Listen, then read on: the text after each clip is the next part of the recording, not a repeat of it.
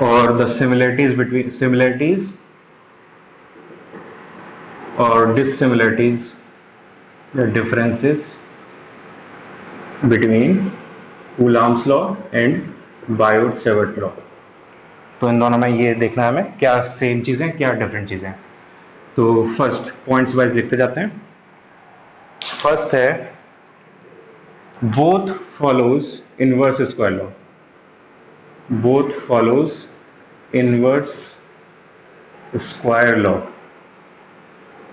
और इसका मतलब both are long range forces. Long range forces. Second है that electrostatic field is caused by a scalar quantity known as charge. Electrostatic field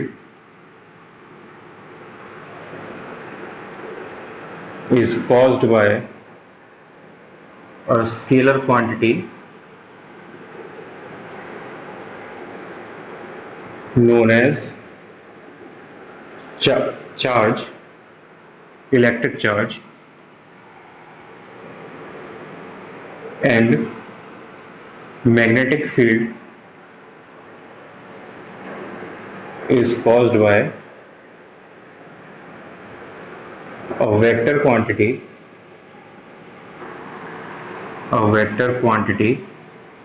known as current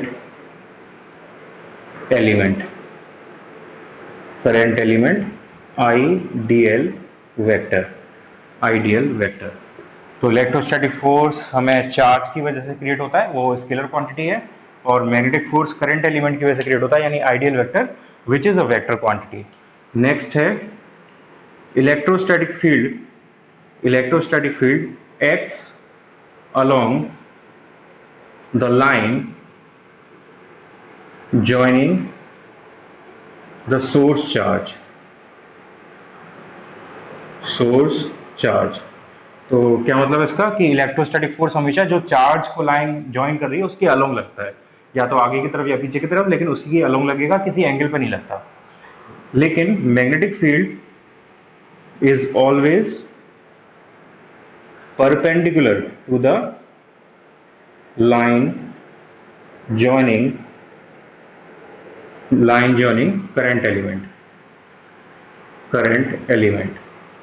तो magnetic field हमेशा perpendicular काम करता है। क्यों करता है परपेंडिकुलर काम? क्योंकि वहां पे क्रॉस प्रोडक्ट हो रहा है। क्रॉस प्रोडक्ट में जो हमारा रिजल्ट आता है वो ओरिजिनल वेक्टर्स के परपेंडिकुलर होता है, तो इसलिए वो परपेंडिकुलर आएगा वहां पे। इसके बाद नेक्स्ट है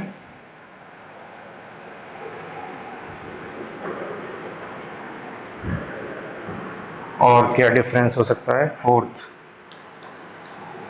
fourth difference is electrostatic field does not depend on angle. Electrostatic field does not depend on angle, but magnetic field does depend on angle. तो मैग्नेटिक फील्ड एंगल पर डिपेंड करती है, उसके फॉर्मूले में आती है, लेकिन इलेक्ट्रोस्टैटिक फील्ड के फॉर्मूले में कहीं भी ये फॉर्मूला, ये एंगल का टर्म नहीं आता है। तो एक डिफरेंस ये है। और next difference is next difference नहीं है, ये सिमिलरिटी है। बोथ फॉलोज सुपरपोजिशन प्रिंसिपल, ये दोनों फॉलो करते हैं। इसका मतलब क्या है कि अगर आपके पास मल्टीपल चार्जेस है तो उनकी वजह से मल्टीपल इलेक्ट्रिक फील्ड होती है, और सबका हम सम कर सकते हैं वेक्टर फॉर्म में, वेक्टर लॉस से। ऐसे ही सिमिलरली यहाँ पर भी अगर आपके पास मल्टीपल करंट कैरिंग वायर्स हैं तो उनकी वजह से मल्टीपल मैग्नेटिक फील्ड आएगी, और उन सबका आप सुपर इम्पोजिशन कर सकते हो, तो वो सुपर पोजिशन प्रिंसिपल होता है। तो ये भी दोनों फॉलो करते हैं। तो ये हमारा हो गया डिफरेंसेस और similarities between Biot-Savart law and Coulomb's law. तो इन दोनों का कंपेरिजन हमने देख लिया। अब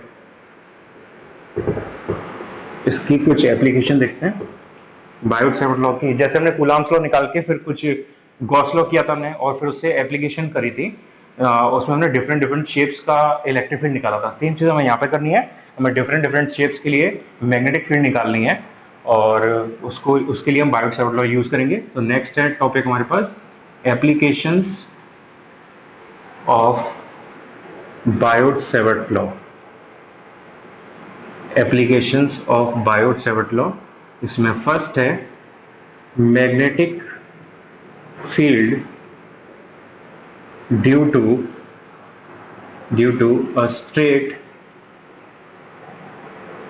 current carrying wire, a straight current carrying wire.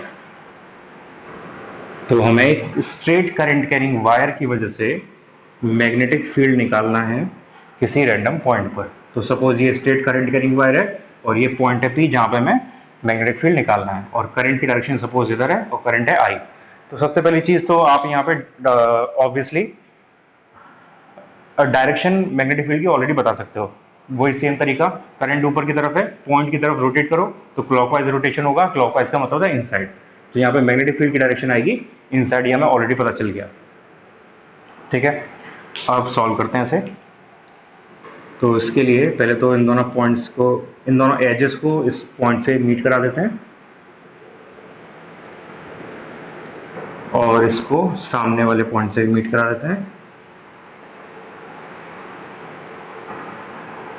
ये हो गया। अब यहाँ पे एक छोटा सा करंट एलिमेंट लेते हैं, क्योंकि हम बायोट-सावर्ट लॉ एक करंट एलिमेंट के लिए लगा सकते हैं। तो ये हमने करंट एलिमेंट ले लिया IDL वेक्टर, और IDL वेक्टर से भी इस पॉइंट को मीट करा देते हैं। तो ये पॉइंट भी आ गया IDL वेक्टर से इस पॉइंट को मीट करा दिया। ठीक है, तो ये एजेस हमारी, सपोज ये A है और ये B है, ये एजेस हैं। तो एजेस का इस पॉइंट वाली लाइन से टोटल जो एंगल बन रहा है वो सपोज है φ1 एंड φ2 डाउनवर्ड। तो ये हमारा ऑरिजिन वाली लाइन हो जाएगी, एक तरह से ऑरिजिन है ऊपर की साइड और नीचे की साइड। और ये जो करंट एलिमेंट वाला पोर्शन है ये एंगल बना रहा है सपोज अल्फा। तो ये हमारे पास एंगल्स हो गए। अब हमें साइड्स की जरूरत है।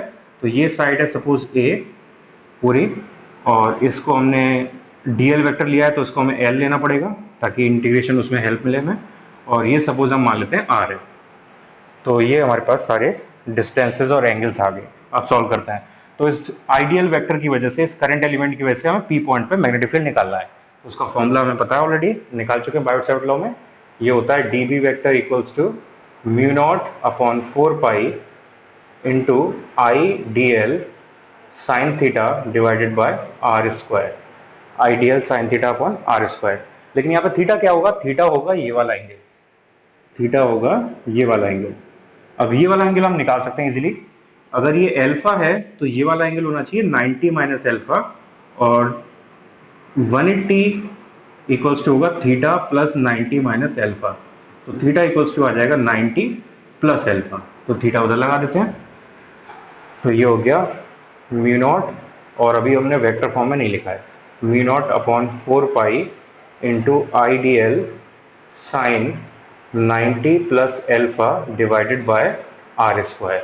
ठीक है, तो अब हमें यहाँ पे कांस्टेंट क्या है, कांस्टेंट देखना पड़ेगा। देखो यहाँ पे A तो कांस्टेंट रहेगा हमेशा, क्योंकि ये पॉइंट तो फिक्स है और ये वायर फिक्स है, तो A तो हमेशा कांस्टेंट रहेगा।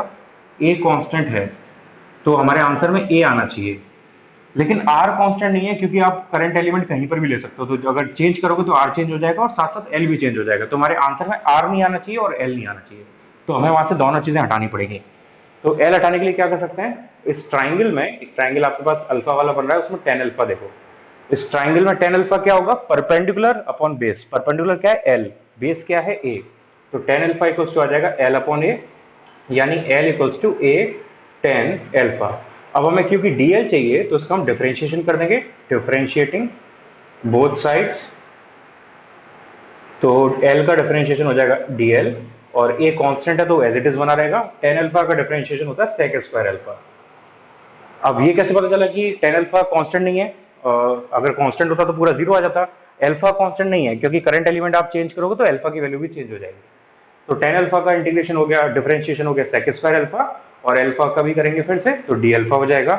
तो इसको यहाँ पे प्लेस कर देते हैं, और फिर हमें r को भी हटाना है। तो r को हटाने के लिए क्या करना पड़ेगा? यहाँ पे r को और a को लेके आना है। तो r है हाइपोटेन्यूस और a है बेस। तो हाइपोटेन्यूस और बेस का रिलेशन cos अल्फा में आएगा।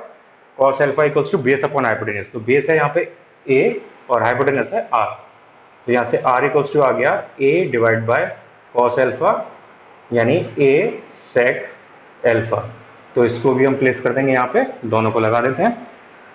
तो उससे हमारा आंसर प्लेस करने के बाद आएगा D B equals to mu naught upon 4 pi I D L की value a sec square alpha D alpha, और साइन 90 प्लस एल्फा क्या होगा, साइन 90 प्लस थीटा होता है कॉस थीटा, तो ये हो जाएगा cos alpha divided by R square, R की वैल्यू ए सेक एल्फा, तो ये हो गया a square sec square alpha, sec square alpha से sec square alpha cancel out, a से स्क्वायर कैंसिल आउट, तो डी बी इक्वल्स टू आ गया म्यू नॉट अपॉन 4 पाई, और यहाँ पे ए बचा नीचे, ऊपर बचा I cos alpha D alpha. अब इंटीग्रेशन कर देते हैं बोथ साइड्स हमने इंटीग्रेशन कर दिया, तो यहाँ पे एल्फा की लिमिट लगेगी। एल्फा की लिमिट क्या होगी, जो एल्फा है एंगल वो यहाँ से इस पॉइंट तक जा रहा है, तो ये φ2 एंगल से φ1 जा रहा है, लेकिन ये हमारी ऑरिजिन वाली लाइन है, तो ऑरिजिन से नीचे आएगा नेगेटिव, ऊपर आएगा पॉजिटिव, तो एंगल इसका -φ2 से +φ2 जाएगा, तो एंगल की लिमिट हो जाएगी -φ2 से φ1 जाएगा। अब इसका इंटीग्रेशन सॉल्व करते हैं।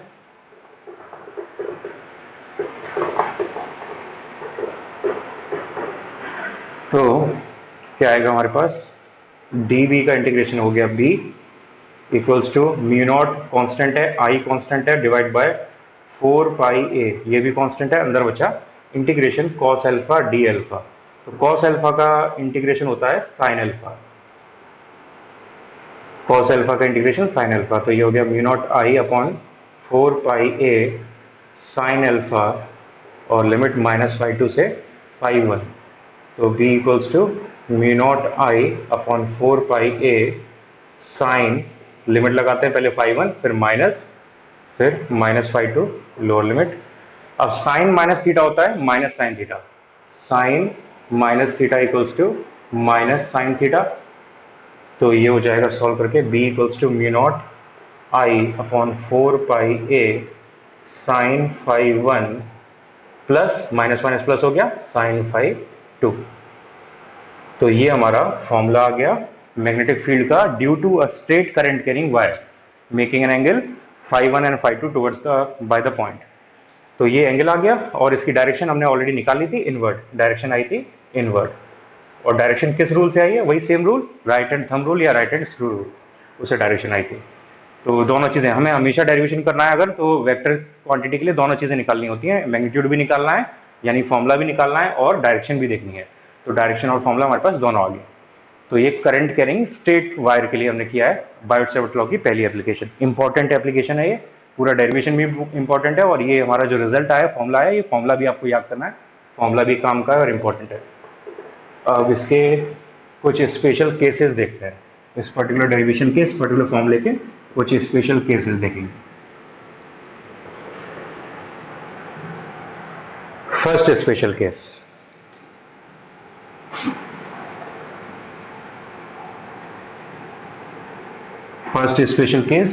when the point is exactly at the mid of finite wire, तो ये वायर है और इसके एग्जैक्टली मिड में ये पी पॉइंट है, तो यहाँ पे ये दोनों जो एंगल बनेंगे, ये दोनों एंगल इक्वल्स होंगे, तो अल्फा और अल्फा मान लेते हैं, और करंट की डायरेक्शन सपोज नीचे की तरफ है आई, तो डायरेक्शन तो आप पहले देख सकते हो किधर होगी, सपोज यहाँ पे हम एक्स वाई जेड ये ले लेते हैं, तो एक्स और वाई ये वाली एक्सेस है, तो बाहर वाली एक्सेस होगी जेड यानी के, तो यहाँ पर डायरेक्शन किधर आएगी, ये सर्कल बनेगा एंटी क्लॉकवाइज का मतलब आउटसाइड डायरेक्शन आएगी, और आउटसाइड का मतलब के कैप, तो हमें डायरेक्शन ऑलरेडी पता चल गई के कैप है।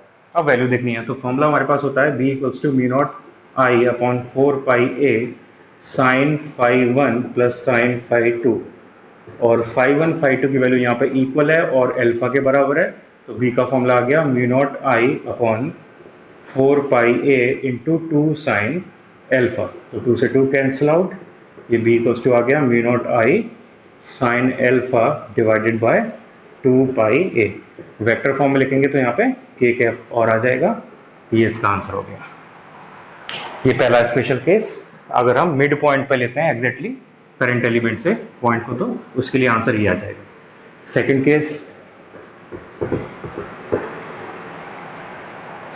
Case is mid point of infinitely long wire. Infinitely long wire, तो इसके लिए क्या होगा, तो ये इन्फिनिटली लॉन्ग वायर है और इसके एग्जैक्टली मिड पॉइंट पर ये पी पॉइंट है, ठीक है। तो यहाँ पे एंगल क्या बनेगा, अब देखो जैसे अगर ये यहाँ पर होता तो एंगल हमारा क्या बनता, फाई बनता सपोज, ठीक है। अब जैसे जैसे हम लेंथ को बढ़ाते जाएंगे ये फाई की वैल्यू बढ़ती जाएगी, तो मैक्सिमम कितनी हो पाएगी, ये मैक्सिमम ये इन्फिनिट पर पैरेलल पहुंच पाएगा। तो जब ये सीधा ऐसे पैरेलल हो जाएगा तो फाई की वैल्यू क्या हो जाएगी, ये हो जाएगी 90 डिग्री, और सेम इस साइड में ये भी 90 डिग्री। तो यहाँ पे फाई 1 और फाई 2 दोनों हो जाएंगे 90 डिग्री। तो वो भी आ जाएगा mu naught I upon 4 pi ए और sine 90 plus sign 90।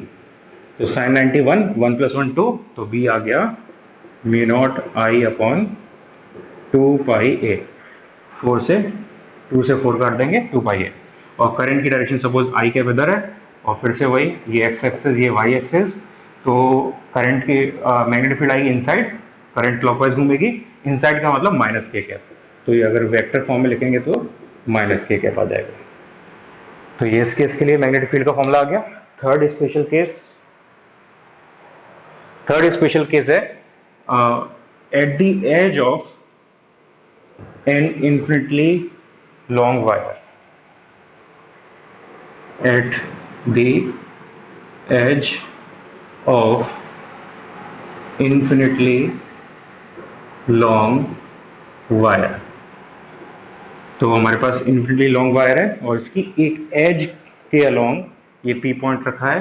Suppose current की डायरेक्शन ये है, और फिर से वही ये वाई एक्सिस ये एक्स एक्सिस, तो बाहर वाली एक्सिस हो जाएगी जेड एक्सिस। तो यहाँ पर डायरेक्शन तो हमें ऑलरेडी पता चल गई, इट इज इनसाइड यानी माइनस के। अब फॉर्मूला देखते हैं। तो यहाँ पर अगर आप सपोज पहले की तरह ये वाला एंगल यहाँ तक अगर वायर होती तो ये फाई एंगल होता, फिर ये वायर बढ़ती जा रही तो फाई की वैल्यू बढ़ती जाएगी, फाई की वैल्यू बढ़ते बढ़ते मैक्सिमम कितनी हो जाएगी 90 डिग्री। तो मैक्सिमम वैल्यू 90 डिग्री यानी फाई 1 आ गया 90 डिग्री। और दूसरी साइड क्या हुआ है, वायर बिल्कुल छोटी हो गई है, तो फाई की वैल्यू को अगर कम करते जाओगे तो बिल्कुल मिनिमम वैल्यू कितनी आएगी 0। तो दूसरी साइड वैल्यू हो गई 0। तो फाई 1 की वैल्यू हो गई 90 और फाई 2 की वैल्यू हो गई 0 डिग्री। तो बी का फॉर्मूला हो जाएगा mu naught I upon 4 pi A sine 90 plus sine 0। तो 90 की वैल्यू 1, 0 की वैल्यू 0, तो बी इक्वल्स टू आ गया मी नॉट आई अपॉन 4 पाई ए, और अगर वेक्टर फॉर्म में लिखोगे तो माइनस के कैप। ये इस केस के लिए मैग्नेटिक फील्ड होगी।